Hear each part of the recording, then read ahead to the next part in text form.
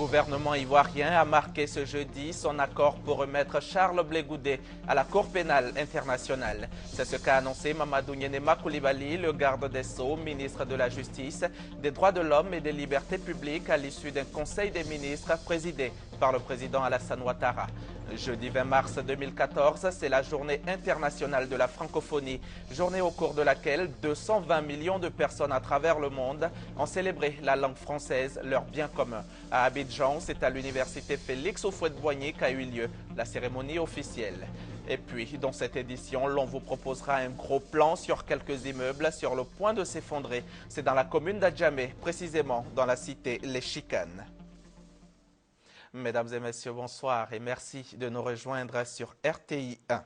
Ouvrons ce journal par cette décision du gouvernement qui donne son accord pour le transfèrement de Charles Blé Goudé à la Cour pénale internationale. Une décision prise au cours du Conseil des ministres qui s'est tenu ce jeudi au palais présidentiel sous la présidence du chef de l'État, Alassane Ouattara. Le compte-rendu de Viviane Haïm.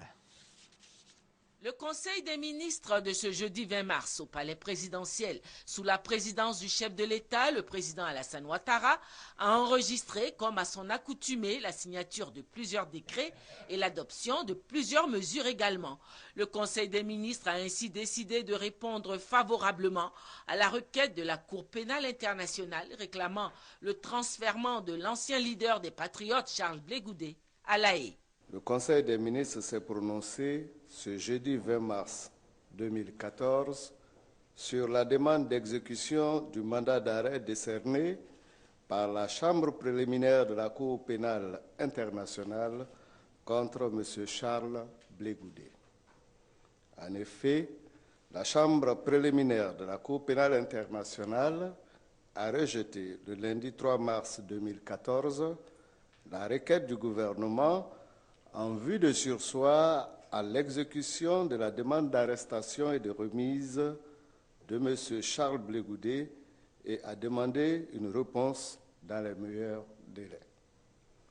Aussi, le Conseil des ministres, après avoir débattu de la communication présentée par le garde des Sceaux, ministre de la Justice, des Droits de l'Homme et des Libertés publiques, a marqué son accord à la demande d'arrestation et de remise de M. Charles Blé Goudé à la Cour pénale internationale. Répondant aux journalistes, le garde des Sceaux, ministre de la Justice, a expliqué les raisons qui motivent cette intransigeance de la Cour pénale internationale. Le cas Blé Goudé est quand même un cas particulier.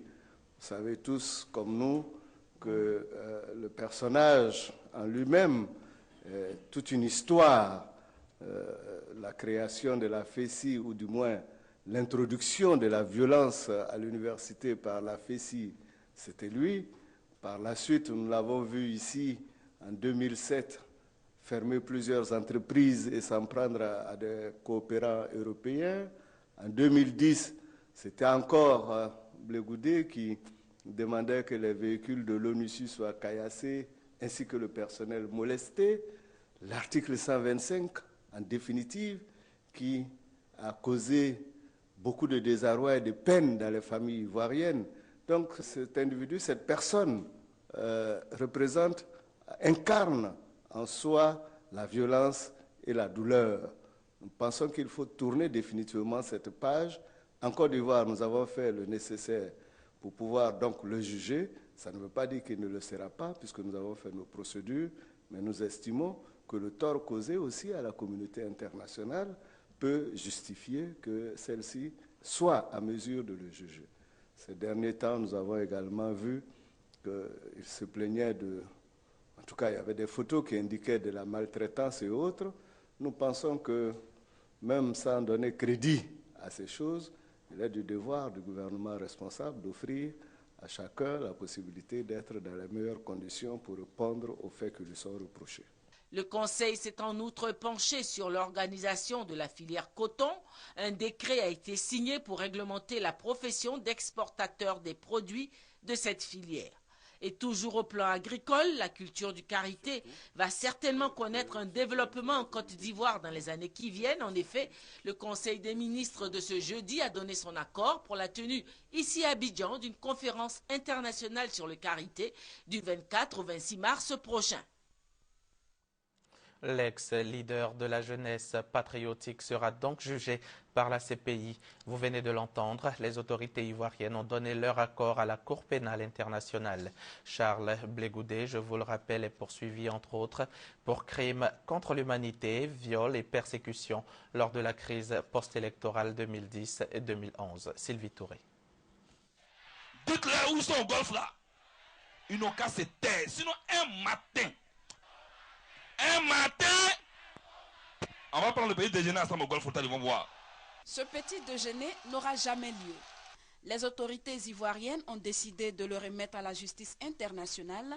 L'ancien leader de la galaxie patriotique est soupçonné de crimes contre l'humanité, dont meurtre, viol, persécution et autres actes inhumains commis pendant la crise post-électorale, durant laquelle Charles Blé Goudé a très souvent troqué sa casquette de général de la rue pour celle de général de l'armée.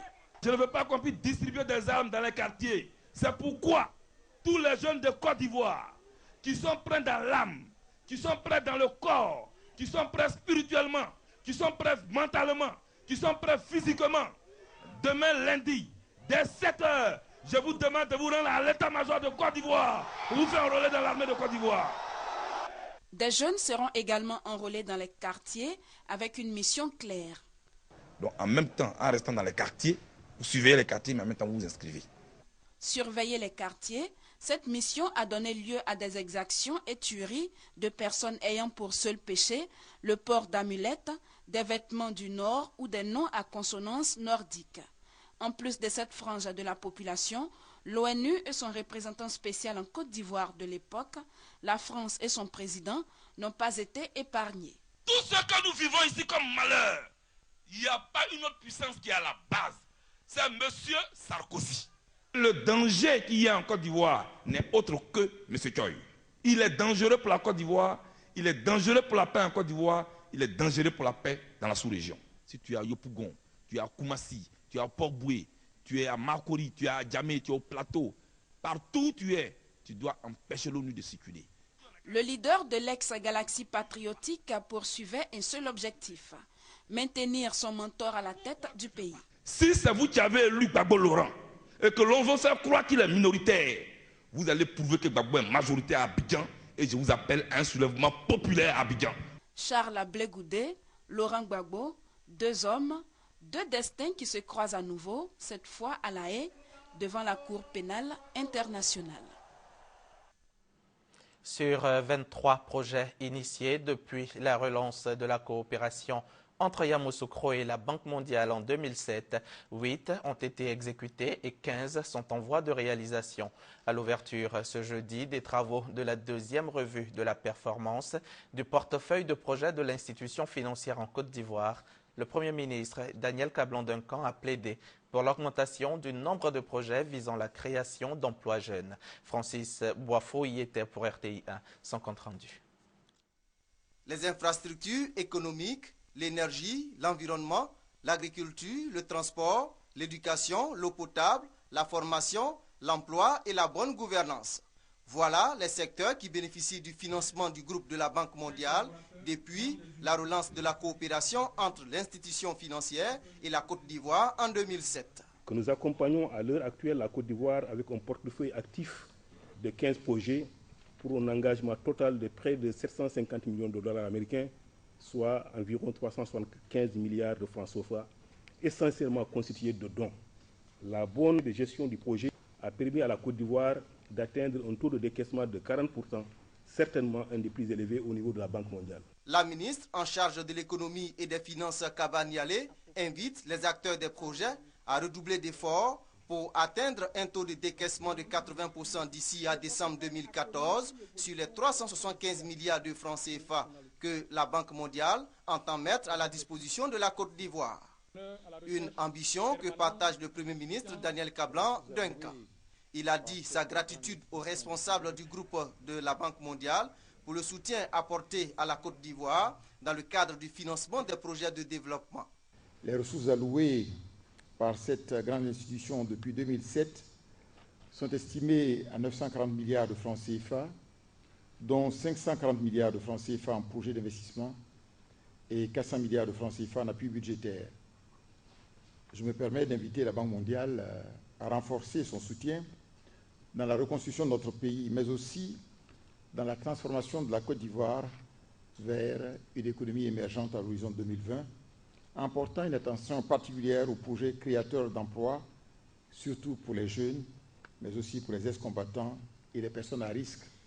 À cette cérémonie, le chef du gouvernement a lancé les travaux de la deuxième revue annuelle de la performance des projets financés par la Banque mondiale en Côte d'Ivoire. Une occasion pour les coordonnateurs de projets d'évaluer les travaux initiés et d'apporter des mesures correctives pour le bonheur des populations ivoiriennes. La vulgarisation des accords de partenariat économique entre la CEDEAO et l'Union européenne est en cours. Ce jeudi également, les chefs d'entreprise et les membres de la société civile ont été informés des grandes lignes de cet accord et des avantages qu'ils pourront en tirer.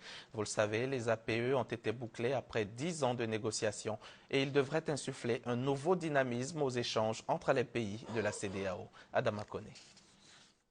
À peine l'accord de partenariat économique bouclé, l'Union européenne délie la bourse. 6,5 milliards d'euros, soit 4 263 milliards de francs CFA, seront décaissés en faveur de l'Afrique de l'Ouest entre 2015 et 2020 pour les activités de développement liées à l'APE.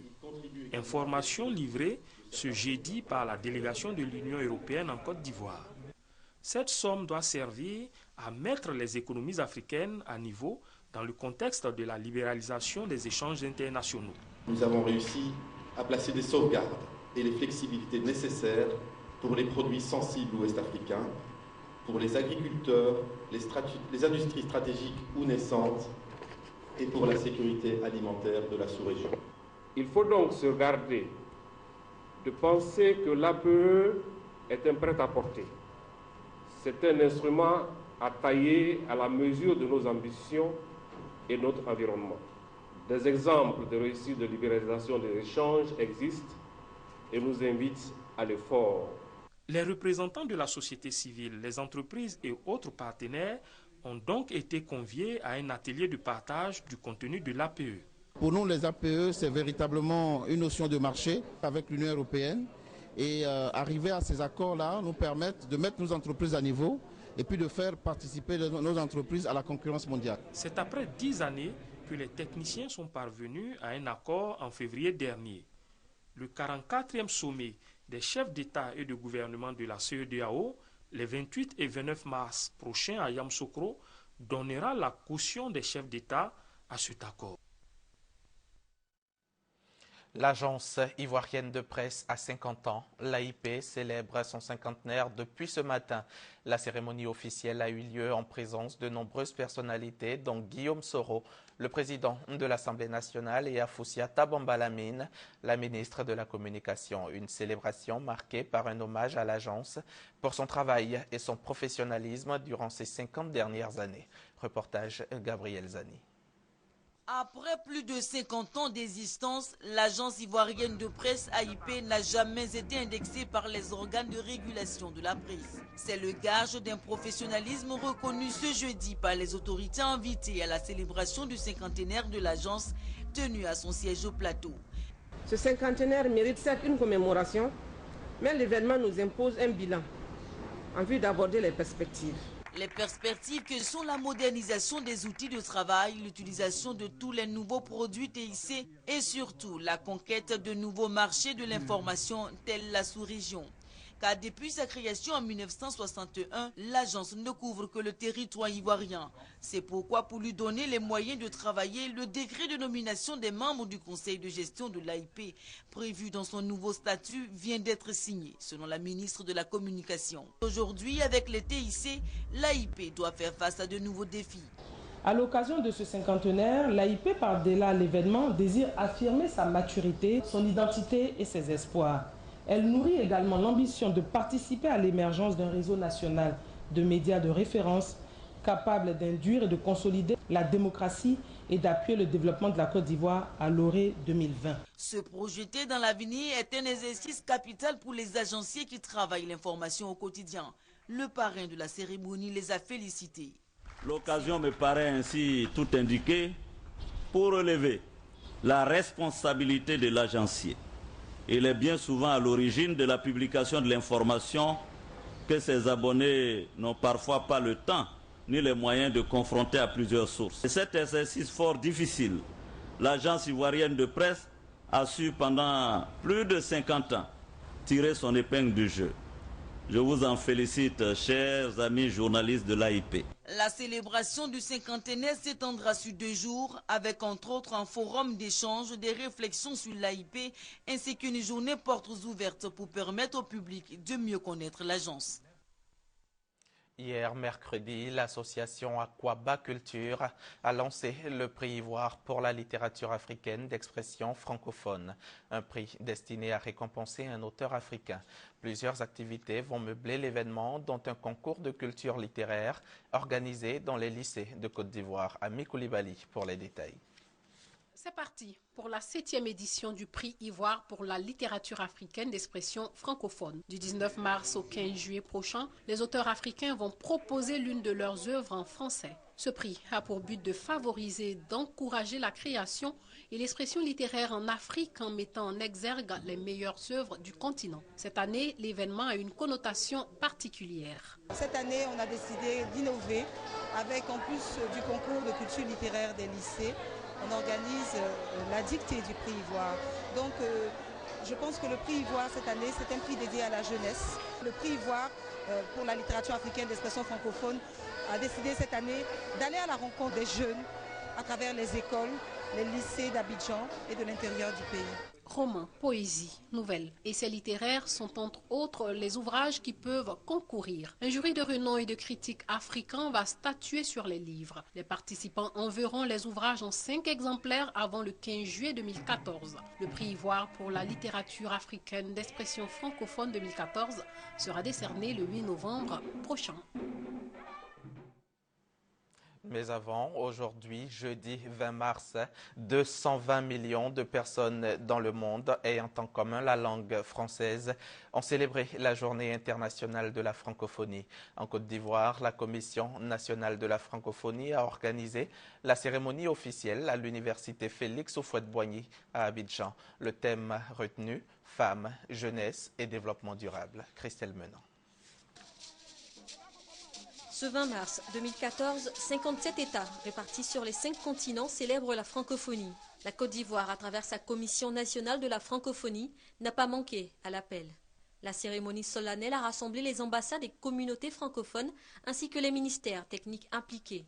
Thème national choisi, femmes, jeunesse et développement durable, la langue française, lien culturel, mais aussi facteur de développement à travers la jeunesse et les femmes. C'est le message porté à travers ce thème. Pour parler de développement, pour aboutir à un développement durable, il faut des ressources humaines de qualité. Et la francophonie investit énormément dans les ressources humaines femmes, ressources humaines jeunes. Le français irrigue la vie, l'économie, la société, la culture en Côte d'Ivoire. Certes, nos langues nationales que nous devons, et nous avons d'ailleurs la mission de les promouvoir, joue un rôle éminemment important qu'il faut renforcer, mais le français demeure aujourd'hui le principal outil de communication, de travail et d'échange. 20% du commerce mondial de marchandises se fait en français et 60% de la population mondiale francophone a moins de 30 ans. C'est l'avenir de cette francophonie qui a décidé, selon le thème international choisi, de faire place au talent. Pour que le français soit plus utilisé, mieux parlé et compris à travers le monde dans le respect des autres langues. La francophonie concerne 96 millions d'Africains. C'est d'ailleurs au Niger, le 20 mars 1970, qu'a été signé le traité portant création de l'Agence de coopération culturelle et technique, aujourd'hui Organisation internationale de la francophonie. Le recensement général de la population et de l'habitat, le RGPH 2014, suit son cours. Le président de la République, Alassane Ouattara, a donné le ton lundi dernier et les autres personnalités, membres du gouvernement, présidents d'institutions, ont à leur tour accueilli à leur domicile les agents en vue de se faire recenser. Maïsako.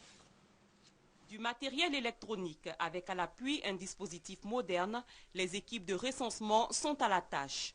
Déployées depuis lundi sur l'ensemble du territoire national dans le cadre du recensement général de la population et de l'habitat, elles ont frappé à la porte de plusieurs personnalités, au nombre desquelles le président du Rassemblement pour la paix, le progrès et le partage, Laurent Donafologo, qui a salué cette initiative des autorités ivoiriennes consistant à établir des statistiques fiables des populations.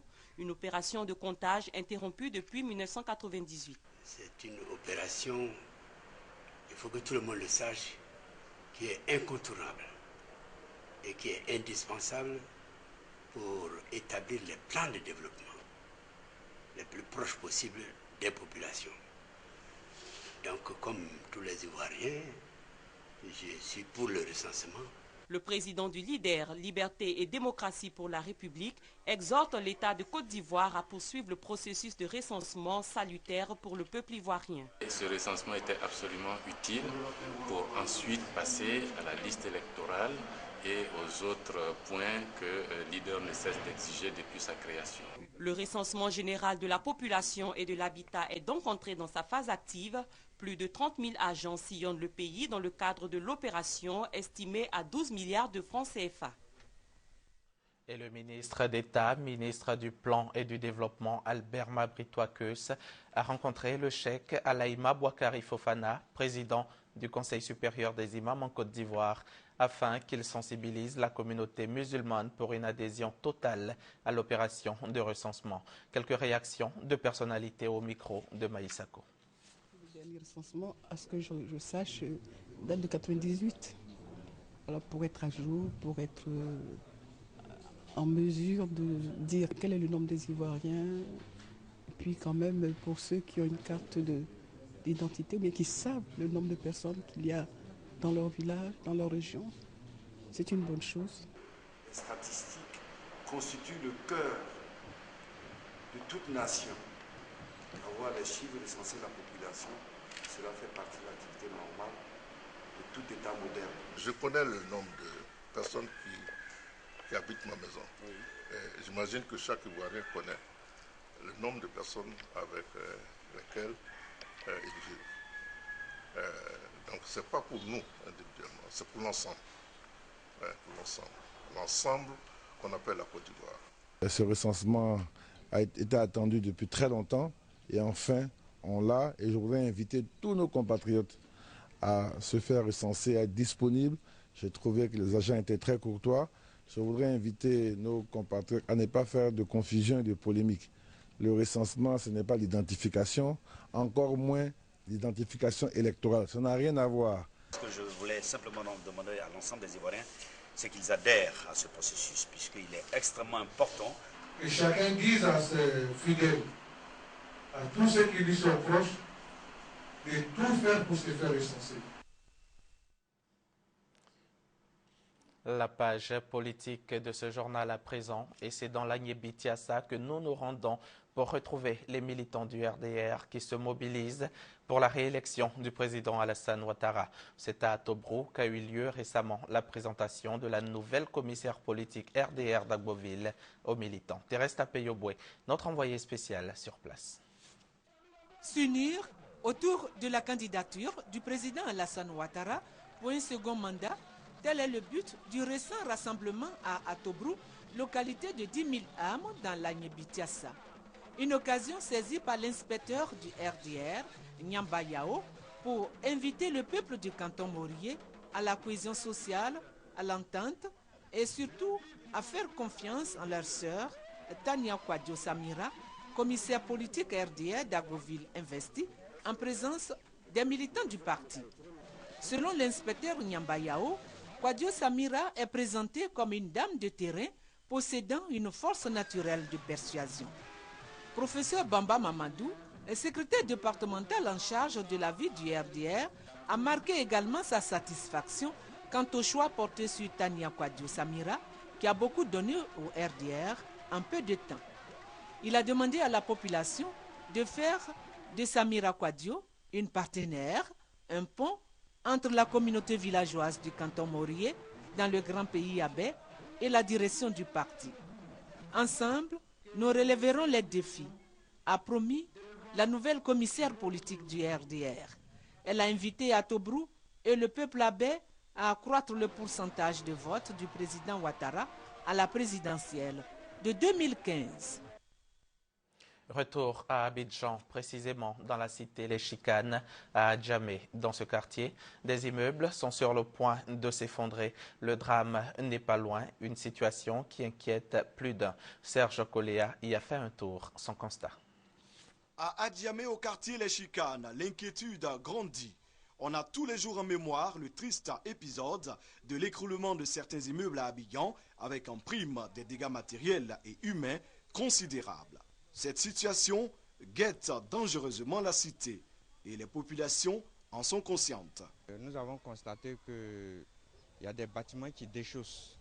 Depuis un certain moment, nous avons mené des actions à la CICOJ.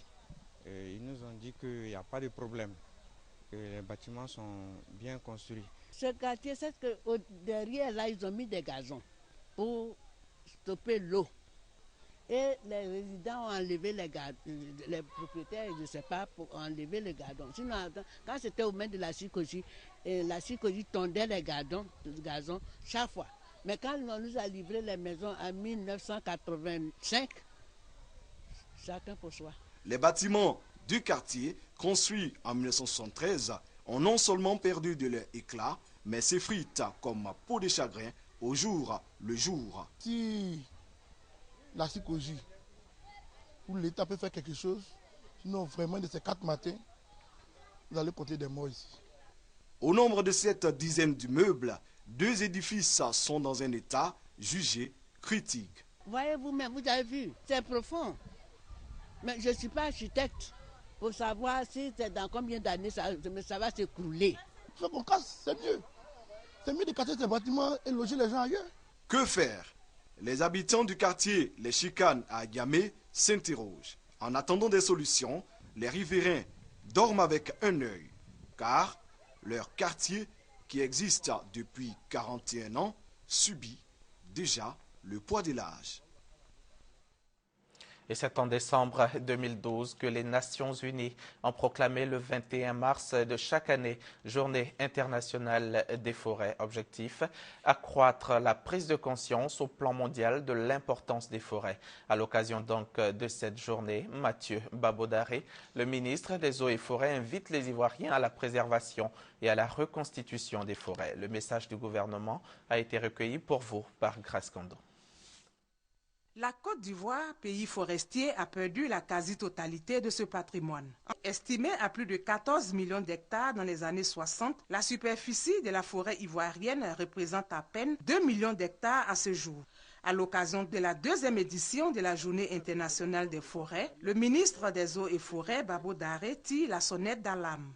Les Ivoiriens ont donc le devoir de reconstituer cette forêt qui est le principal support de notre agriculture, afin de préserver ses performances mondialement reconnues au niveau de certaines spéculations. Face à la question cruciale de la préservation et de la reconstitution des forêts, le ministre Babodare entend mener des actions. Il s'agit notamment des réformes en cours avec le projet de loi portant code forestier et le projet de loi modifiant et complétant la loi portant protection de la faune et l'exercice de la chasse, la conduite au titre de l'année 2014 d'un programme de reboisement de 10 000 hectares dans les forêts classées et les forêts du domaine rural, ainsi que la plantation d'arbres le long des rues des districts d'Abidjan et de Yamoussoukro. Et dans le souci d'impliquer toutes les parties prenantes dans la recherche de solutions viables et durables, le ministère des Eaux et Forêts prévoit organiser des états généraux de la forêt, de la faune et des ressources en eau au cours de cette année 2014. Avant de terminer ce journal, rendons-nous en Italie, en Afghanistan, en Russie et en Irak. C'est l'actualité planétaire que je vous propose en bref et en images. Les gardes-côtes italiens ont secouru près de 2000 migrants ces dernières 48 heures en Méditerranée. En raison de la situation anarchique en Libye, les départs depuis les côtes de ce pays se sont multipliés ces dernières semaines. Une météo clémente explique également ces départs massifs. À 2 semaines de l'élection présidentielle afghane, les autorités ont décidé de libérer 55 prisonniers talibans de la base militaire de Bagram. Les rebelles afghans ne désarment pas pour autant, les attentats redoublent même d'intensité à l'approche du scrutin. Une attaque suicide à proximité d'un commissariat a fait 18 morts jeudi dans la ville de Jalalabad. 6 combattants talibans portant des vestes remplies d'explosifs ont été abattus. Les Européens tentent de répondre au coup de force de Vladimir Poutine en Crimée. Angela Merkel a annoncé le gel des avoirs et des visas de nombreuses personnalités russes et ukrainiennes. Les Européens menacent d'exclure la Russie du sommet du G8, mais sont en désaccord sur d'éventuelles sanctions économiques. Pour le chef de l'OTAN, cette annexion de la Crimée est la plus grave menace en Europe depuis la fin de la guerre froide. Les violences se poursuivent en Irak. Un nouvel attentat à la bombe a fait 15 morts mercredi à Bagdad. Des combats meurtriers se poursuivent également dans la ville de Falloujah, où la minorité sunnite s'oppose aux forces de sécurité irakiennes. Des violences entretenues par la présence de djihadistes étrangers venus de Syrie. Ces violences ont fait plus de 2000 morts cette année. Des élections législatives sont toutefois prévues fin avril. Voilà, c'est la fin de ce journal. Merci de l'avoir regardé et restez toujours sur RTI 1. C'est la chaîne qui rassemble. Bonsoir.